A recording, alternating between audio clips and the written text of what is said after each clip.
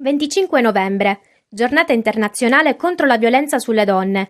Un fenomeno ancora tragicamente alto e la sua denuncia ancora troppo reticente, afferma in un suo messaggio il Presidente della Repubblica Sergio Mattarella. Numerose le manifestazioni e gli eventi sul territorio nazionale, compreso quello agrigentino, che ha visto nella giornata di sabato, 24 novembre, un convegno presso il Circolo Empedocleo, intitolato I diritti delle donne, delle cui tematiche ce ne parlano al microfono la presidente provinciale dell'Agape Arci Sicilia e organizzatrice dell'evento Angela Galvano e il responsabile delle politiche sociali dell'Arci Sicilia Giuseppe Montemagno. Sì, noi come Circolo Agape, sin da quando siamo nati, stiamo parlando di 8 anni fa, abbiamo sempre organizzato iniziative e convegni proprio per celebrare la giornata internazionale contro la violenza sulle donne. Oggi abbiamo deciso di intitolare il nostro convegno I diritti delle donne, proprio per utilizzare un'accezione positiva e non le solite immagini o espressioni che comunque richiamano immagini tristi e desolanti in merito a questa materia. Parleremo ovviamente di violenza, ma di violazione di quelli che sono i diritti femminili, perché la violenza si articola in vari modi purtroppo, da quella appunto fisica a quella psicologico-economica.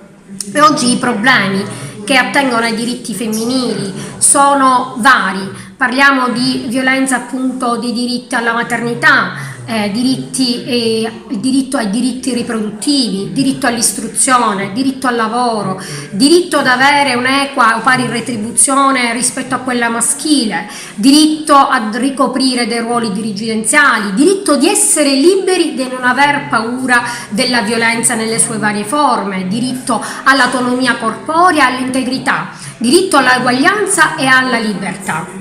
È importante parlare di diritti perché comunque, diciamo, di questi tempi molti diritti vengono messi in discussione. Allora, parlare dei diritti delle donne è parlare dei diritti dei cittadini, delle popolazioni. In questo momento la Sicilia vive una condizione, tra l'altro dal punto di vista sociale, difficile per quelli che sono i dati sulla povertà, per quelli che sono i dati sull'occupazione, e guarda caso le donne sono spesso le prime a subire, diciamo, queste condizioni.